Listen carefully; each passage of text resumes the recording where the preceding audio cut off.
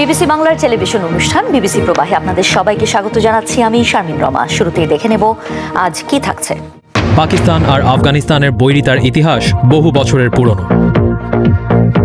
দুই দেশের মধ্যে দ্বন্দ্বের শুরুটা হয় 47-এর দেশভাগের সময় থেকেই। সে সময় আফগানিস্তান ছিল একমাত্র দেশ যারা পাকিস্তানকে জাতিসংঘ সদস্যপদ দেওয়ার বিরুদ্ধে ভোট দিয়েছিল। মূলত যে বিষয়কে কেন্দ্র করে আফগানিস্তান সে সময় পাকিস্তানের বিরোধিতা করে সেটি ছিল আফগানিস্তানের দক্ষিণ ও দক্ষিণ পূর্বে পাকিস্তানের সাথে সীমানা নিয়ে বিরোধ। ভারতবর্ষে ব্রিটিশ শাসন চলাকালীন 1893 সালে প্রথমবার ওই সীমানা নির্ধারণ করা হয় এক চুক্তির মাধ্যমে। ডুরান্ড লাইন হিসেবে পরিচিত ওই সীমানা রেখা 1947-এর দেশভাগের পর পাকিস্তান আফগানিস্তান সীমান্ত হিসেবে বিবেচিত হয়। আফগানিস্তান সে সময় ওই সীমানা রেখার বিরোধিতা করে। সীমানা নিয়ে সেই বিরোধের অন্যতম প্রধান কারণ ছিল খাইবার পাখতুনখোয়া আর বালুচিস্তান অঞ্চলে পশতুন জাতিগোষ্ঠীর সশস্ত্র বিচ্ছিন্নতাবাদী কার্যক্রম। পাকিস্তান আর আফগানিস্তান দুই দেশের সীমান্ত জুড়ে পাহাড়ি এলাকাতে বসবাস করা পশতুনরা 1947-এর দেশভাগের আগে থেকেই স্বাধীন পশতুনিস্তানের দাবি করে আসছিল। 47-এর দেশভাগের পরও তাদের সশস্ত্র কার্যক্রম অব্যাহত থাকে। পাকিস্তান সে সময় অভিযোগ তোলে যে আফগানিস্তানের সরকার সীমান্তের কাছে অবস্থান করা সশস্ত্র গোষ্ঠীদের সহায়তা করছে এবং পাকিস্তানের নিরাপত্তা ঝুঁকিতে ফেলছে। এর ধারাবাহিকতায় 1949 সালে আফগানিস্তানে প্রথমবার বিমান হামলা চালায় পাকিস্তান। তারা দাবি করে যে আফগানিস্তান সমর্থিত সশস্ত্র জঙ্গি ক্যাম্প লক্ষ্য করে তারা বিমান হামলা চালিয়েছে। এর পরের বছর পাকিস্তানের বালুচিস্তান অঞ্চলে আফগানিস্তান থেকে সশস্ত্র গোষ্ঠীর সদস্যরা ঢুকে পড়ে। সে সময় পাকিস্তানের সেনাদের সাথে 6 দিনের যুদ্ধ চলে তাদের। পাকিস্তান দাবি করে আফগানিস্তান সরকার এর সাথে জড়িত ছিল, যে দাবি আফগানিস্তানের কর্তৃপক্ষ প্রত্যাখ্যান করে। সে ঘটনার 5 বছর পরে এক দ্বন্দ্বের জের ধরে এক দেশ আরেক দেশ থেকে রাষ্ট্রদূত ও কূটনীতিকদের প্রত্যাহার করে নেয়। কাবুল, কান্দাহার, জালালাবাদের পাকিস্তানি কনসুলেটে হামলার মতো ঘটনাও ঘটে। 60-এর দশকে দুই দেশের সীমান্ত অঞ্চলে নিয়মিত বিরতিতে সংঘাত হতে থাকে সশস্ত্র গোষ্ঠীগুলোর মধ্যে। 1961 সালে আফগানিস্তান আনুষ্ঠানিকভাবে পাকিস্তানের সাথে কূটনৈতিক সম্পর্ক ছিন্ন করে। এরপর 1979 সালে সোভিয়েত ইউনিয়ন আফগানিস্তান দখল করার পর কয়েক বছরের মধ্যে 25 লাখের বেশি আফগান শরণার্থী পাকিস্তানে প্রবেশ করে। সোভিয়েত বাহিনী আফগানিস্তানের নিয়ন্ত্রণ নেওয়ার পরের 1 দশকের বেশি সময় আফগানিস্তানের বিভিন্ন এলাকায় বিভিন্ন সশস্ত্র বিচ্ছিন্নতাবাদী গ্রুপের উত্থান হয়। আফগানিস্তান সরকার একাধিকবার অভিযোগ তোলে যে পাকিস্তানের মদদে এসব বিচ্ছিন্নতাবাদী গ্রুপ পরিচালিত হচ্ছে এবং পাকিস্তান আফগানিস্তানের সার্বভৌমত্বের ওপরে আঘাত করছে। 1986 সালে জাতিসংঘে আনুষ্ঠানিকভাবে এ নিয়ে অভিযোগ তোলে আফগানিস্তান। এরপর 1992 থেকে 2001 পর্যন্ত তালেবান ক্ষমতায় থাকার সময় আনুষ্ঠানিকভাবে পাকিস্তান আর আফগানিস্তানের মধ্যে সংঘাত না হলেও সীমান্ত অঞ্চলে বিভিন্ন গোষ্ঠীর মধ্যে সশস্ত্র সংঘাত চলতেই থাকে। এরপর 2001 থেকে 2021 পর্যন্ত যুক্তরাষ্ট্রের বাহিনী আফগানিস্তানে থাকাকালীন সীমান্তের বিভিন্ন এলাকায় বহুবার সংঘাতে জড়ায় পাকিস্তান ও আফগানিস্তানের সেনারা। এই সময়ের মধ্যে এক দেশ আরেক দেশে একাধিকবার বোমা ও বিমান হামলা চালায়। এর মধ্যে বেশ কয়েকটি সংঘাতের ঘটনায় সশস্ত্র জঙ্গি গোষ্ঠীগুলোর সম্পৃক্ততাও ছিল। 2021-এর পর থেকে আফগান তালেবান প্রশাসনের অধীনে দুই দেশের সীমান্ত জুড়ে সশস্ত্র সংঘাত অব্যাহত থাকে। এরই ধারাবাহিকতায় গত বৃহস্পতিবার পাকিস্তান আফগানিস্তানের সীমানার ভেতরে হামলা চালায়, যার জবাবে শনিবার আফগান বাহিনীর চালানো হামলায় পাকিস্তানের অন্তত 38 জন সেনা মারা যায় বলে দাবি করে তারা। তীব্র উত্তেজনার পর পাকিস্তান ও আফগানিস্তান সরাসরি সামরিক সংঘাতে জড়িয়ে পড়েছে। এরই মধ্যে বেশ কিছু হতাহতের খবরও সামনে এসেছে। আশঙ্কা করা হচ্ছে দুই পক্ষ আলোচনার টেবিলে না বসলে বড় ধরনের সংঘাত ছড়িয়ে পড়তে পারে। হামলা ও পাল্টা হামলার পর পাকিস্তান ও আফগানিস্তান এখন মুখোমুখি অবস্থান নিয়েছে। দুপক্ষই জবাব দিতে প্রস্তুতির কথা জানাচ্ছে। এমন পরিস্থিতিতে প্রশ্ন উঠেছে দেশটির দুই সামরিক সক্ষমতা ও শক্তি নিয়ে। 2025 সালের গ্লোবাল ফায়ার পাওয়ারের তথ্য অনুযায়ী বিশ্বের সামরিক শক্তিধর দেশের তালিকায় পাকিস্তান 145টি দেশের মধ্যে 12তম স্থানে রয়েছে, আর আফগানিস্তানের অবস্থান 118তম। প্রতিরক্ষা বাজেটে দুই দেশের ব্যবধান চোখে পড়ার মতো। এ খাতে পাকিস্তানের বাজেট প্রায় $7.64 বিলিয়ন, যেখানে আফগানিস্তানের বাজেট মাত্র $29 কোটি। এ পার্থক্য তাদের সামরিক প্রযুক্তি, অস্ত্র ভাণ্ডার ও সরঞ্জাম উন্নয়নে বড় ভূমিকা রাখছে। পাকিস্তানের মোট সৈন্য সংখ্যা 17 লাখ। এর মধ্যে অ্যাক্টিভ আছে 6,54,000, রিজার্ভ আছে 5,50,000 এবং প্যারামিলিটারি আছে 5 লাখ। অন্যদিকে আফগানিস্তানের সৈন্য সংখ্যা সর্বসাকুল্যে মাত্র 40,000, যারা সবাই প্যারামিলিটারি হিসেবে নিয়োজিত। এছাড়া পাকিস্তানের কাছে যুদ্ধবিমান আছে 328টি, হেলিকপ্টার আছে 373টি ও অ্যাটাক হেলিকপ্টার আছে 57টি। আর অপরপক্ষে আফগানিস্তানের হাতে কোনো যুদ্ধবিমান নেই, হেলিকপ্টার আছে মাত্র 6টি, যার মধ্যে একটি অ্যাটাক হেলিকপ্টার। স্থলবাহিনীর ক্ষেত্রেও পাকিস্তানের আছে ট্যাঙ্ক, সাজোয়াজান, স্বচালিত আর্টিলারি, রকেট সিস্টেম সহ আধুনিক অস্ত্রের বিরাট ভান্ডার। আর আফগান বাহিনী এসব ক্ষেত্রে কার্যত অনেক পিছিয়ে। আফগানিস্তান সমুদ্রবিহীন দেশ হওয়ায় নৌবাহিনী গঠনের কোনো সুযোগ নেই। বিপরীতে পাকিস্তানে রয়েছে একটি কার্যকর ও উন্নত নৌবাহিনী, যা ভারত মহাসাগর অঞ্চলে শক্ত অবস্থান তৈরি করেছে। বিশ্লেষকদের মতে আফগানিস্তান রাজনৈতিক অস্থিরতা, দুর্বল অর্থনীতি এবং সীমিত আন্তর্জাতিক সহযোগিতার কারণে প্রতিরক্ষা ক্ষেত্রে শক্তিশালী হতে পারছে না। অন্যদিকে পাকিস্তান যুক্তরাষ্ট্র, চীন ও তুরস্কের মতো দেশের সহযোগিতায় প্রযুক্তিগতভাবে দ্রুত আধুনিকায়িত হচ্ছে। ফিলিস্তিনের গাজায় দীর্ঘ 2 বছরের সংঘাতের অবসান ঘটাতে 13 অক্টোবর মিশরের সারাম আল শেখে শুরু হচ্ছে বিশ্ব নেতাদের শান্তি সম্মেলন। মার্কিন প্রেসিডেন্ট ডোনাল্ড ট্রাম্প ও মিশরের president Abdel Fattah al CC যৌথভাবে এই সম্মেলনের সভাপতিত্ব করবেন। সেখানে হামাস ও ইসরায়েলের মধ্যে ইতোমধ্যে যে যুদ্ধবিরতি চুক্তি হয়েছে তাতে ট্রাম্প সই করতে পারেন বলে ধারণা করা হচ্ছে। মিশরের প্রেসিডেন্ট কার্যালয়ের এক বিবৃতিতে জানানো হয়েছে, সম্মেলনের লক্ষ্য হল গাজার যুদ্ধ অবসান, মধ্যপ্রাচ্যে শান্তি ও স্থিতিশীলতা প্রতিষ্ঠা এবং আঞ্চলিক নিরাপত্তার নতুন যুগের সূচনা। এতে জাতিসংঘের মহাসচিব অ্যান্টনিও গুতেরেস, যুক্তরাজ্যের প্রধানমন্ত্রী কিয়ার স্টারমার, ইতালির জর্জিয়া মেলোনি, স্পেনের পেদ্রো সানচেজ, ফ্রান্সের প্রেসিডেন্ট ইমানুয়েল ম্যাক্রন এবং তুরস্কের রিসেপ তাইয়েপ এরদোগান সহ 20টিরও বেশি দেশের শীর্ষ নেতা অংশ নিচ্ছেন। তবে ফিলিস্তিনের স্বাধীনতাকামী সংগঠন হামাস কিংবা ইসরায়েল সরকারের কোনো প্রতিনিধি সম্মেলনে থাকছেন না। ইসরায়েলের প্রধানমন্ত্রী বেনিয়ামিন নেতানিয়াহুর মুখপাত্র শোস বেদ্রোসিয়ান সেটি নিশ্চিত করেছেন। 12 অক্টোবর তিনি সাংবাদিকদের বলেন, মিশরের এই শান্তি সম্মেলনে ইসরায়েলের কোনো কর্মকর্তা যোগ দেবেন না। ফিলিস্তিনি একটি সূত্রের বরাতে বিবিসিকে জানিয়েছে, গাজায় সংঘাত নিয়ে আলোচনা হলেও হামাসের কোনো নেতা সম্মেলনে থাকবেন না। হামাসের রাজনৈতিক ব্যুরো সদস্য হোসাম বাদরান এএফপি-কে এক সাক্ষাৎকারে বলেন, হামাস এতে অংশ নেবে না। গাজা নিয়ে আমরা আগের মতোই কাতার ও মিশরের মধ্যস্থতাকারীদের মাধ্যমে কাজ করব। যুদ্ধবিরতির আলোচনায় অংশ নেওয়া হামাসের প্রতিনিধি দলের প্রধান খলিল আল হায়া সহ বেশিরভাগ সদস্য গত 11 অক্টোবর সারাম আল শেখ ছেড়েছেন। 12 অক্টোবর ওয়াশিংটন থেকে ইসরায়েলের উদ্দেশ্যে ফ্লাইট শুরু করার সময় এয়ারফোর্স ওয়ানে সাংবাদিকদের ট্রাম্প বলেন, যুদ্ধ শেষ হয়েছে, আপনারা বুঝতেই পারছেন, এটা এক বিশেষ মুহূর্ত। আমি মনে করি এটি স্বাভাবিক হতে চলেছে। গাজায় যুদ্ধবিরতি টিকে থাকবে কিনা এমন প্রশ্নের জবাবে ট্রাম্প বলেন, আমার মনে হয় যুদ্ধবিরতি টিকে থাকবে, কারণ মানুষ এখন ক্লান্ত। এই সফরে ট্রাম্পের সঙ্গে রয়েছেন মার্কিন পররাষ্ট্রমন্ত্রী মার্কো রুবিও, প্রতিরক্ষা সচিব পিট হেগসেথ, সিআইএ প্রধান জন র্যাটক্লিফ ও শীর্ষ সামরিক কর্মকর্তা ড্যান কেইন। চুক্তির অংশ হিসেবে 13 অক্টোবর গাজা থেকে 20 জীবিত ও 28 মৃত ইসরায়েলি বন্দীকে ফেরত দেওয়া হবে। বিনিময়ে মুক্তি পাবে প্রায় 2000 ফিলিস্তিনি। 11 অক্টোবর তেল আবিবে হাজারো মানুষ বন্দীদের প্রত্যাবর্তন উদযাপন করেন। সেখানে উপস্থিত ছিলেন ট্রাম্পের জামাতা জারেড কুশনার ও কন্যা ইভাঙ্কা ট্রাম্প। এদিকে শান্তি সম্মেলনে যোগ না দেওয়ার ঘোষণা দিয়েছে ইরান।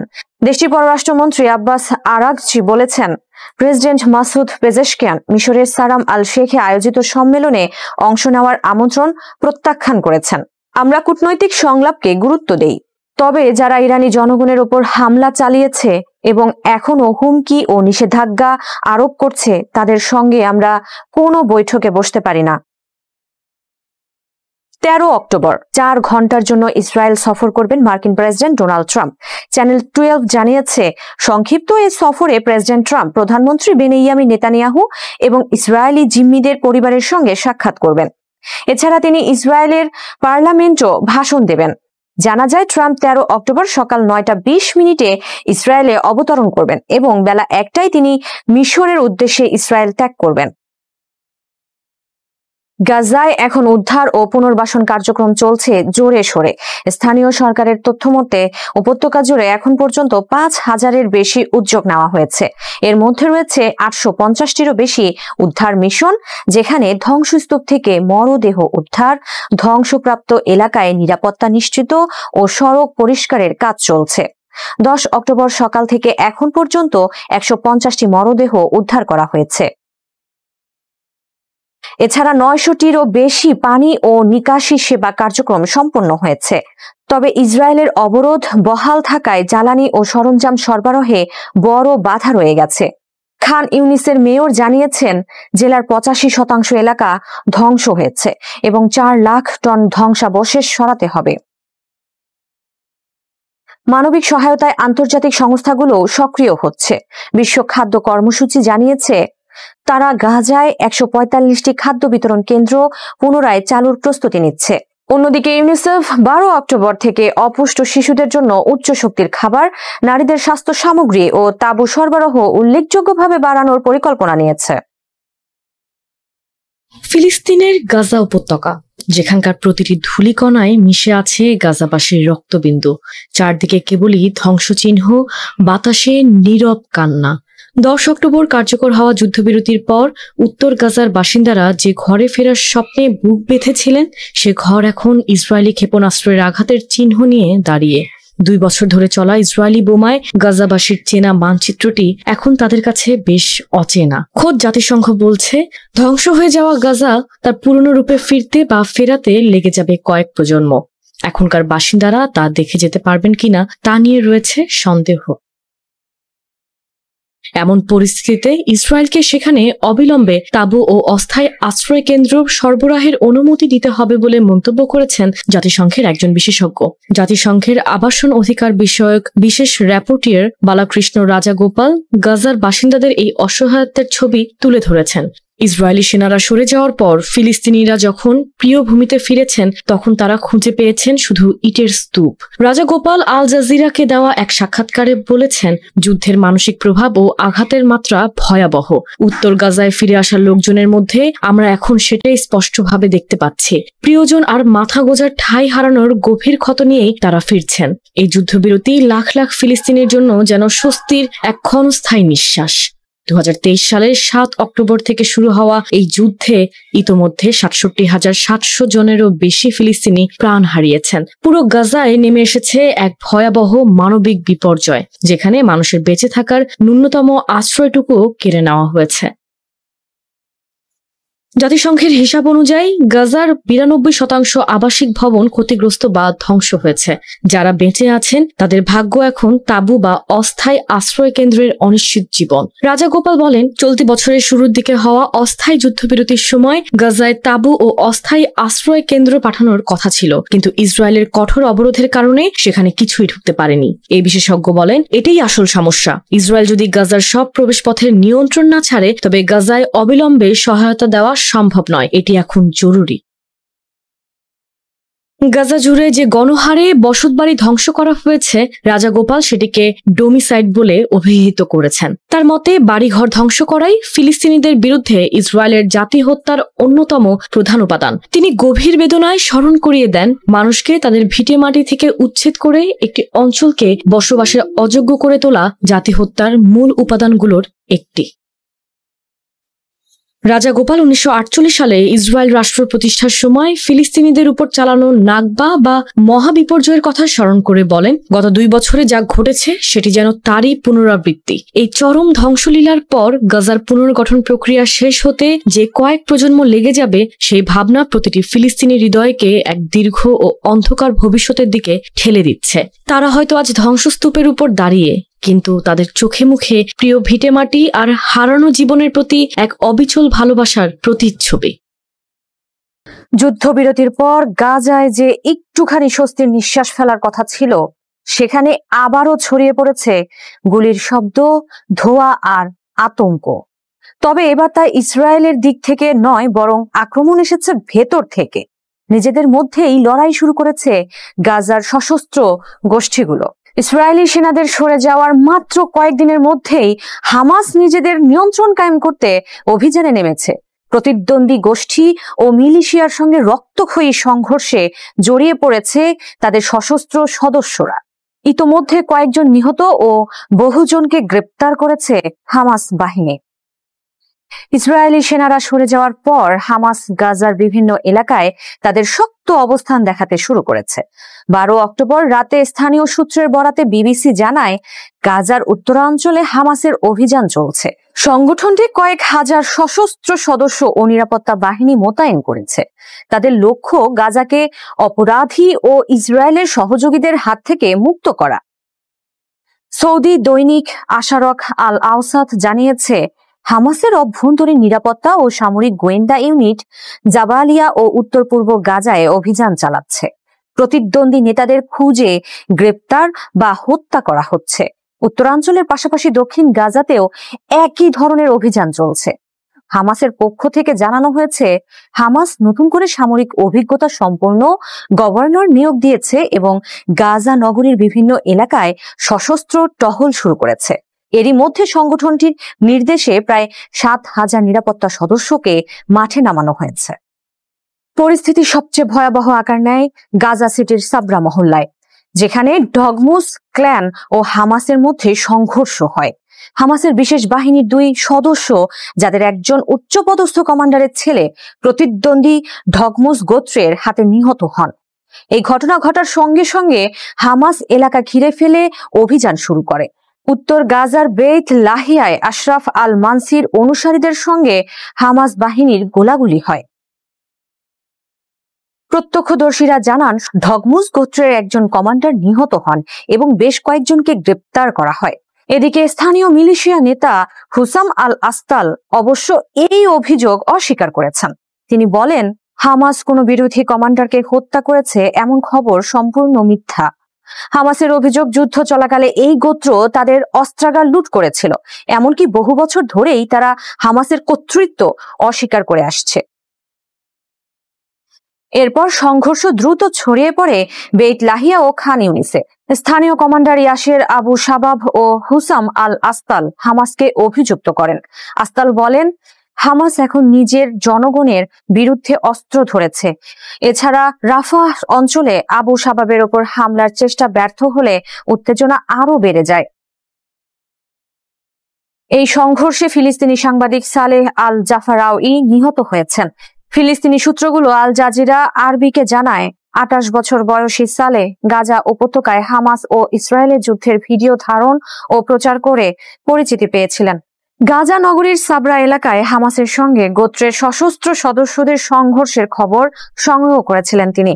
ওই সময় গুলিবিদ্ধ হয়ে মারা যান সালেহ। ইসরায়েলের নিরাপত্তা মহলের অনেকেই মনে করেছিল, ইসরায়েলের সামরিক অভিযান হামাসের যুদ্ধের সক্ষমতা প্রায় ধ্বংস করে দিয়েছে।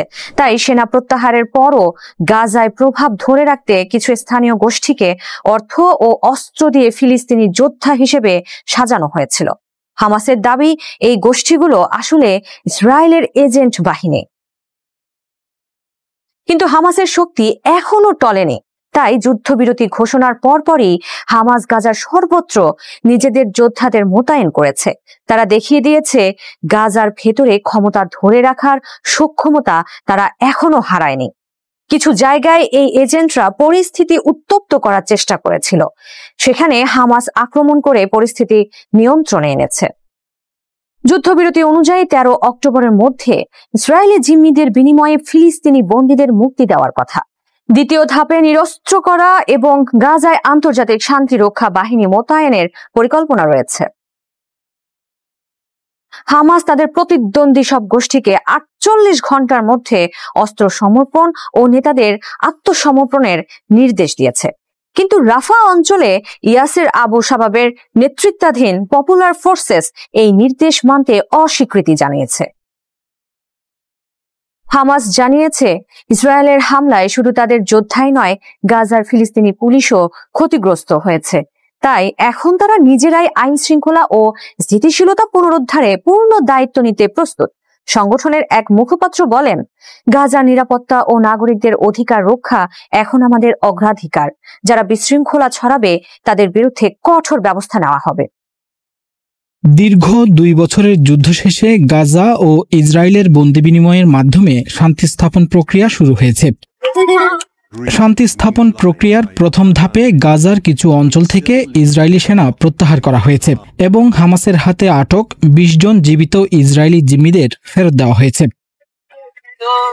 যুদ্ধ বন্ধ হওয়ায় এবং জিম্মিদের ফিরিয়ে আনায় মার্কিন প্রেসিডেন্ট ডোনাল্ড ট্রাম্পকে ধন্যবাদ দিচ্ছেন ইসরায়েলিরা। পাশাপাশি জিম্মি উদ্ধারের নামে ক্ষমতায় টিকে থাকতে নেতানিয়াহু যুদ্ধকে দীর্ঘায়িত করছে বলে অভিযোগ করছে তারা। জিম্মিদের মুক্ত করার নামে নেতানিয়াহু এই যুদ্ধকে দীর্ঘায়িত করেছেন। আক্রমণ বন্ধ করলে বহু আগেই আরও অনেক জীবিত জিম্মিকে মুক্ত করা যেত। তিনি বারবার যুক্তি দিয়েছেন, যুদ্ধ দীর্ঘায়িত হলে হামাস নিশ্চিহ্ন হবে। এটি তার ক্ষমতায় টিকে থাকার কৌশল ছিল। প্রেসিডেন্ট ট্রাম্পকে ধন্যবাদ যে তিনি ইসরায়েলিদের মনের কথা শুনেছেন, যুদ্ধ বন্ধ করেছেন। সোমবার গাজার স্থানীয় সময় সকাল 8টা থেকে ইসরায়েলি জিম্মিদের মুক্তি দিতে শুরু করে হামাস। প্রথম দফায় 7 জন, পরের দফায় 13 জন জিম্মিকে মুক্তি দেয় তারা। জিম্মি অবস্থায় যারা মারা গেছেন তাদের মৃতদেহ বা দেহাবশেষ পর্যায়ক্রমে ফেরত দেওয়া হবে। অন্যদিকে শান্তি প্রক্রিয়ার অংশ হিসেবে প্রায় 2000 ফিলিস্তিনি বন্দীকে মুক্তি দিয়েছে ইসরায়েল। তবে শীর্ষস্থানীয় বেশ কয়েকজন হামাস ও ফাতাহ নেতাকে মুক্তি দিতে ইসরায়েলকে চাপ দেওয়া হলেও শেষ পর্যন্ত রাজি হয়নি তারা। গতকাল রাত 3টা পর্যন্ত এই নিয়ে হামাসের সাথে ইসরায়েলের দেন দরবার হয়েছে। এমনকি মারওয়ান বাঘৌতিকে মুক্তি না দিলে হামাস জিম্মিদের মুক্তি দেবে না বলে জানায়। পরে কাতার আর মিশরের মধ্যস্থতায় শীর্ষ নেতাদের মুক্তি ছাড়াই ইসরায়েলি জিম্মিদের হস্তান্তরে রাজি হয় হামাস। এদিকে গাজা ইসরায়েলের মধ্যে স্থায়ী শান্তি স্থাপন করতে মধ্যপ্রাচ্য ও পশ্চিমা মিত্রদের সম্পৃক্ত করতে চান ডোনাল্ড ট্রাম্প। এরই মধ্যে মিশরে জড়ো হতে শুরু করেছেন দেশগুলোর নেতারা। অন্যদিকে শান্তি প্রক্রিয়ায় সশরীরে উপস্থিত থেকে আলোচনা করতে ইসরায়েল ও মিশর সফর করছেন ডোনাল্ড ট্রাম্প। গাজায় গিয়ে সেখানকার পরিস্থিতি দেখতে চান বলে জানিয়েছেন তিনি। আমি গাজা সম্পর্কে ভালো করেই জানি। আমি নিজে না গেলেও ওখানকার প্রতিটি ইঞ্চি আমি চিনি। তবে আমি নিজেই ওখানে পদচিহ্ন রাখতে চাই এবং সামনের সময়গুলোতে ওখানে ভালো কিছুই হবে আশা করছি। গাজা ইসরায়েল শান্তি স্থাপনে ডোনাল্ড ট্রাম্পের যে 20 দফা প্রস্তাব, বন্দি বিনিময় ও আংশিক সেনা প্রত্যাহারের মাধ্যমে তার প্রথম ধাপ সম্পন্ন হলো মাত্র। গাজার নিয়ন্ত্রণ কার হাতে থাকবে, বিধ্বস্ত গাজা পুনর্গঠন হবে কিভাবে এবং ফিলিস্তিন রাষ্ট্রের ভবিষ্যৎ কি, এইসব জটিল প্রশ্ন এখনও অমীমাংসিত রয়ে গেছে। ডোনাল্ড ট্রাম্পের শান্তি প্রক্রিয়ার প্রথম ধাপ সফল হওয়ার পর এখন গাজা ও ইসরায়েলের অনেকেই মনে করছেন সরাসরি ট্রাম্পের তত্ত্বাবধান ছাড়া এই প্রক্রিয়া সফল হবে না। রাশিয়ার আধুনিক যুদ্ধবিমানগুলো বিশেষত ACU-35 এবং ACU-57 দেখলে অনেকেই প্রথমে ভাবেন দুটো প্রায় একই রকম, একই নাক, একই ডাবল টেইল এবং প্রায় একই কেনোপি লাইন, এমনকি রঙেও অনেক মিল। বাস্তবে কিন্তু এই দুই ফাইটারের ভেতরের গল্প, উদ্দেশ্য এবং প্রযুক্তি একে অপরের থেকে সম্পূর্ণ আলাদা স্তরে। এই সাদৃশ্যের পেছনে আছে একদিকে রাশিয়ার ডিজাইন দর্শন, অন্যদিকে অর্থনৈতিক এবং ইঞ্জিনিয়ারিং বাস্তবতা। তাই বোঝা জরুরি কেন ACU-35 এবং ACU-57 দেখতে এতটা একই রকম অথচ প্রকৃত অর্থে দুই প্রজন্মের ভিন্ন যুদ্ধযান। রাশিয়ার আকাশ আধিপত্যের দুই প্রধান বাহন নিয়ে ওয়াহিদ ফারুকির প্রতিবেদন। রাশিয়ার ফাইটার ডেভেলপমেন্টের ইতিহাস শুরু হয় মিগ ও সুখোই ডিজাইন ব্যুরোর প্রতিদ্বন্দ্বিতা দিয়ে। কোল্ড ওয়ারের শেষ ভাগে সুখোই ACU-27 ছিল রাশিয়ার আকাশ শক্তিমত্তার প্রতীক, একটি শক্তিশালী সুপার ম্যানুভারেবল এয়ার সুপারিয়রিটি ফাইটার। এরপর আসে ACU-30 এবং ACU-33, এরপর আসে উন্নত সংস্করণ ACU-35। এরা সবাই মূলত ACU-27-এর এয়ারফ্রেম বংশধর, অর্থাৎ একই ডিজাইন দর্শন কিন্তু নতুন প্রযুক্তির সংযোজন। কিন্তু যুক্তরাষ্ট্র এখন F-22 র্যাপটার এবং পরে F-35 তৈরি করলে রাশিয়া তখন সিদ্ধান্ত নেয় পঞ্চম প্রজন্মের প্রতিদ্বন্দ্বী যুদ্ধযান তৈরির। এর ফল হল সুখোই ACU-57 ফ্যালকন, যা আনুষ্ঠানিকভাবে রাশিয়ার প্রথম স্টেলথ মাল্টিরোল ফাইটার। কিন্তু সুখোই ডিজাইন ব্যুরো যে পরিবার ভিত্তিক ডিজাইন দর্শন ব্যবহার করে তার কারণে নতুন ফাইটারটি পুরনোদের মতোই দেখায়। এই ধারাবাহিকতা রুশ ডিজাইনের এক অনন্য বৈশিষ্ট্য। ACU-35 ও ACU-57 দুটোই সুখোই পরিবারের সদস্য। সুখোই দীর্ঘদিন ধরে একই অ্যারোডাইনামিক প্যাটার্ন ব্যবহার করে, ডাবল টেইল, বাটারফ্লাই আকৃতির টেইল ফিন, লং নোজ এবং কার্নাটবিহীন লেআউট। এই নকশা উচ্চমানের স্ট্যাবিলিটি ও সুপার ম্যানুভারেবিলিটি দেয়। ফলে সুখোই নতুন প্রজন্মে গেলেও ফ্যামিলি লুক ধরে রাখে। একই সঙ্গে অর্থনৈতিক দিক থেকেও নতুন ডিজাইন পুরোপুরি শূন্য থেকে তৈরি করা রাশিয়ার পক্ষে ব্যয়বহুল। তাই সুখোই অনেক ডিজাইন উৎপাদন পুনর্ব্যবহার করেছে। এর ফলে SU-57 সামগ্রিক সিলুয়েট এখনও সুখোই ডিএনএ বহন করে, যা SU-35 সাথে মিলিয়ে ফেলে অনেকেই। আরেকটি কারণ হলো অ্যারোডাইনামিক স্থায়িত্ব। রাশিয়ান ফাইটারগুলো সাধারণত হাই এনার্জি ম্যানুভার ডিজাইন করে, অর্থাৎ এরা আকাশে কোবরা ম্যানুভার করতে পারে। এই ম্যানুভারের জন্য নির্দিষ্ট সেন্টার অব গ্র্যাভিটি ও উইং সুইপ অ্যাঙ্গেল দরকার, যা SU-35 এবং SU-57 উভয়ের ক্ষেত্রেই প্রায় সমান। SU-27, SU-35 এবং SU-57 তিনটি ধাপে এই নকশার বিবর্তন দেখা যায়। SU-27 ছিল 80-এর দশকের মূল ভিত্তি। বড় আকার, দীর্ঘ পরিসর ও শক্তিশালী থ্রাস্ট ভেক্টর ইঞ্জিন ছিল তার বৈশিষ্ট্য। SU-35 হল তার আধুনিকীকৃত সংস্করণ, নতুন digital flight control AL-41F1S engine এবং ইন্টিগ্রেটেড এভিওনিক্স যুক্ত। একে বলা হয় 4++ জেনারেশন, অর্থাৎ প্রায় পঞ্চম প্রজন্মের কিছু গুণ থাকা সত্ত্বেও পুরোপুরি স্টেলথ নয়। এরপর সুখোই তৈরি করে SU-57, যা নতুন যুগের সূচনা করে। সম্পূর্ণ composite air frame, radar absorbent coating, internal weapon বে এবং নতুন স্টেলথ ফিউজড সেন্সর নেটওয়ার্ক, অর্থাৎ SU-57 হল SU-35 এর স্টেলথ এবং AI অপটিমাইজড সংস্করণ। তাই চেহারায় পারিবারিক মিল স্বাভাবিকভাবেই থেকেছে। SU-57 এর নকশা অনেকটাই ভারসাম্যের খেলা। একদিকে স্টেল বৈশিষ্ট্য, অন্যদিকে ঐতিহ্যবাহী সুপার ম্যানুভারেবিলিটি। এই জন্য এটি F-22 বা F-35 এর মতো পুরোপুরি ফ্ল্যাট কৌণিক ডিজাইন নেয়নি, বরং রেখেছে কিছুটা বাঁকানো ফর্ম। এতে রাডার ক্রস সেকশন কিছুটা বাড়লেও অ্যারোডাইনামিক পারফরমেন্স উন্নত হয়। অন্যদিকে SU-35 স্টেলথ নয়, কিন্তু অ্যারোডাইনামিক দক্ষতায় এখনও অসাধারণ। যদি টেকনিক্যাল পার্থক্য দেখা যায় তাহলে পার্থক্যটা বিশাল। SU-35 একটি 4++ প্রজন্মের ফাইটার, যেখানে AL-41F1S ইঞ্জিন ব্যবহার করা হয়, আর SU-57 ব্যবহার করে নতুন প্রজন্মের AL-51 ইঞ্জিন। দুটোতেই থ্রাস্ট ভেক্টরিং রয়েছে, কিন্তু SU-57 এর 3D TVC আরও উন্নত। SU-35 এর রাডার ইরবিস পেসা আর SU-57 এর N036 বাইলকা এসা একটি গেম চেঞ্জার। SU-35 বাহিরের অস্ত্র বহন করে, SU-57 ভেতরের ওয়েপন বেতে লুকিয়ে রাখে। SU-57 এর কম্পোজিট ব্যবহারের হার 70% বেশি, যেখানে SU-35 25% মতো।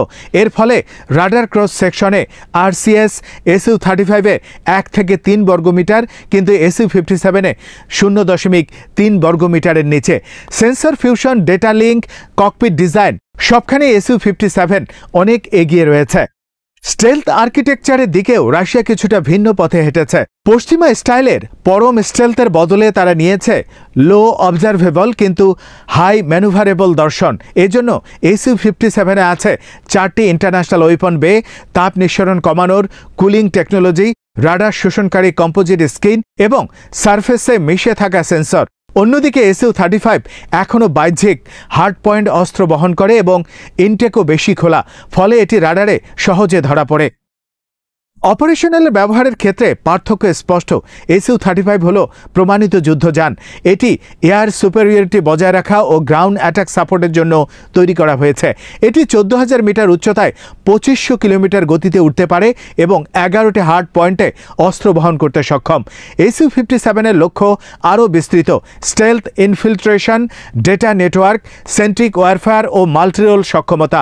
SU-57 এর ককপিট, সেন্সর ও AI অ্যাসিস্ট থেকে এটি একটি নেটওয়ার্ক অস্ত্র সিস্টেমে পরিণত করেছে। এটি কেবল একা কাজ করে না, বরং পাশের ড্রোন যেমন S-70 ওখটনিকের সাথেও ডেটা লিঙ্ক করে টিম হিসেবে কাজ করতে পারে। তাহলে বাইরে থেকে দেখলে কিভাবে আলাদা করা যাবে? কয়েকটি ভিজুয়াল ক্লু আছে। প্রথমত, ইনটেক আকৃতি। SU-35 এর ইনটেক বড় ও আয়তাকার, SU-57 এর ইনটেক কৌণিক এবং ভেতরের রাডার ব্লকার গ্রিল সহ। দ্বিতীয়ত, নোজ ও ককপিট। SU-35 এর নোজ লম্বা ও সরু, কেনোপি উঁচু। SU-57 এর নোজ মোটা ও ফ্ল্যাট, কেনোপি নিচু এবং স্টেলথ লাইনযুক্ত। তৃতীয়ত, টেইল এবং এক্সহস্ট। SU-35 এর এক্সহস্ট রাউন্ড ও উজ্জ্বল ধাতব। SU-57 এর ফ্ল্যাট শেপড এবং আংশিক রাডার শিল্ডেড। চতুর্থত, উইং। SU-35 এর wing classic delta sweep, SU-57 এর ব্লেন্ডেড উইং বডি ফর্ম, অস্ত্র বহনেও পার্থক্য। SU-35 বাহিরে ঝুলিয়ে রাখে, SU-57 সাধারণত ভেতরে লুকিয়ে রাখে। রঙেও পার্থক্য, SU-35 এর নীল ধূসর কামোফ্লেজ এবং 57 এর ম্যাট স্টেলথ কোটিং। এই দুই ফাইটার রাশিয়ার সামরিক শিল্পের দুটি ভিন্ন বাস্তবতা প্রতিফলিত করে। SU-35 হল প্রমাণিত, নির্ভরযোগ্য এবং রপ্তানিযোগ্য যুদ্ধযান। এটি তুলনামূলক কম দামে ও সহজ রক্ষণাবেক্ষণে ব্যবহারযোগ্য। SU-57 হল ভবিষ্যতের প্রতীক, যেখানে রাশিয়া স্টেলথ, কৃত্রিম বুদ্ধিমত্তা এবং নেটওয়ার্ক ওয়ারফেয়ার যুগে প্রবেশ করতে চায়। তবে SU-57 এখনও সীমিত উৎপাদনে, 2025 সালে হাতে গোনা কয়েকটি ইউনিটই সার্ভিসে এসেছে। অন্যদিকে SU-35 বহু দেশে রপ্তানি হয়েছে, তাই সামরিক প্রদর্শনীতে প্রায় SU-57কে SU-35 এর উত্তরসূরি হিসাবে উপস্থাপন করে, যেন ধারাবাহিকতা বোঝানো হয়। সারসংক্ষেপে বলা যায়, SU-35 ও SU-57 এর ভিজুয়াল সাদৃশ্য রাশিয়ার ডিজাইন ঐতিহ্যের ফল। একই সুখোই স্কুল, একই অ্যারোডাইনামিক দর্শন, কিন্তু অভ্যন্তরীণভাবে তারা দুই ভিন্ন জগৎ। একটি ফ্ল্যাঙ্কার ইভ্যালুয়েশন, অন্যটি নেক্সট জেনারেশন ইভ্যালুয়েশন। দেখতে কাছাকাছি হলেও SU-57 হল ভবিষ্যতে যুদ্ধক্ষেত্রের বুদ্ধিমান, সংযুক্ত এবং স্টেলথ অপটিমাইজড প্ল্যাটফর্ম, যেখানে ডেটা, নেটওয়ার্ক এবং ইলেকট্রনিক ডমিনেন্স প্রধান। আর SU-35 হল রাশিয়ার পুরনো শক্তির ধারক, মানব চালকের দক্ষতা ও অ্যারোডাইনামিক শ্রেষ্ঠত্বের প্রতীক। দুটি একসাথে রাশিয়ার আকাশযুদ্ধ দর্শনের দুটি স্তরকে উপস্থাপন করে, একটি রাশিয়ার অতীতের গর্ব, আর একটি ভবিষ্যতের চ্যালেঞ্জ। সবাইকে শুভকামনা জানিয়ে আমি শারমিন রমা আজ এখানেই বিদায় নিচ্ছি। ভালো থাকবেন।